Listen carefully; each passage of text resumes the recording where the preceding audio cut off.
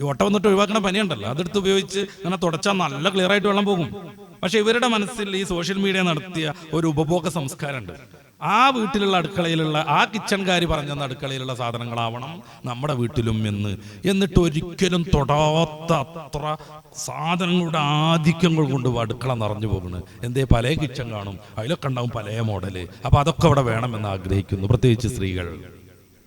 അപ്പൊ പണം വേണം. പണത്തിന് എന്തെങ്കിലുമൊക്കെ ചെറിയ ജോലി ഉണ്ടൊന്നും പണം നടക്കൂല, പണം കിട്ടൂല വേണ്ട വിധം. അപ്പൊ അതിനു വേണ്ടി പ്രേരിപ്പിച്ചു കൊണ്ടേയിരിക്കണം. ഒരു പാവപ്പെട്ട ഭർത്താവിന് ഇതെല്ലാം കൂടി ചെയ്തു കൊടുക്കാൻ കഴിഞ്ഞു എന്ന് വരൂല. നമ്മുടെ വീട്ടിൽ ഇപ്പൊ അടുക്കളക്ക് ആവശ്യമായ സാധനങ്ങളൊക്കെ അല്ലേ എന്ന് അദ്ദേഹം പറയും. വെള്ളം കൊണ്ടുവയ്ക്കാൻ ജഗ്ഗില്ലെന്ന് പറയും. പക്ഷെ അവളിങ്ങനെ പറയണത് എന്താണെന്നറിയോ? വെള്ളം ഇങ്ങനെ ആളുകളുടെ മേശപ്പുറത്ത് ഇങ്ങനെ വെച്ചിട്ട് അവരിങ്ങനെ ടാപ്പ് തുറന്ന് ഇങ്ങനെ വെള്ളം എടുക്കണേ നല്ല ഉഷാറുള്ള ഒരു കുപ്പി ഉണ്ടല്ലോ, അത് വേണം നമുക്ക് എന്നാണ് അവളെ മനസ്സിലുള്ളത്. അത് ഇന്ന ഓൺലൈനിൽ നിന്ന് ഇന്ന ഓർഡർ എടുത്ത് എങ്ങനെ വരുന്ന അവള് പറയണത്. ഈ പാവപ്പെട്ട മനുഷ്യൻ കിട്ടിയ ശമ്പളം കൊണ്ട് അല്ലെങ്കിൽ ജോലി എടുത്ത കൂലി കൊണ്ട് രണ്ടറ്റം മുട്ടിക്കാൻ കഷ്ടപ്പെടുകയാണ്. അതിൻ്റെ ഇടയിൽ ഇവളുടെ മനസ്സിലുള്ളത് മൊത്തം ജഗ്ഗിന്ന് വെള്ളം പാരാൻ പറ്റൂല, ആളുകൾ ഭക്ഷണം കഴിക്കണം മേശപ്പുറത്ത്. ഇത് അവർക്ക് ഉപയോഗിക്കാനൊന്നല്ല, അവർ നെളിച്ചിത്തരത്തിന്.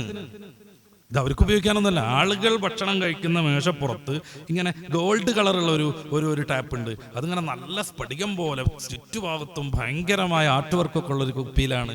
അതിന്നിങ്ങനെ വെള്ളം എടുത്ത് കുടിക്കണം എന്നുള്ളത് അവരെ വല്ലാതെ സ്വാധീനിക്കുന്നു.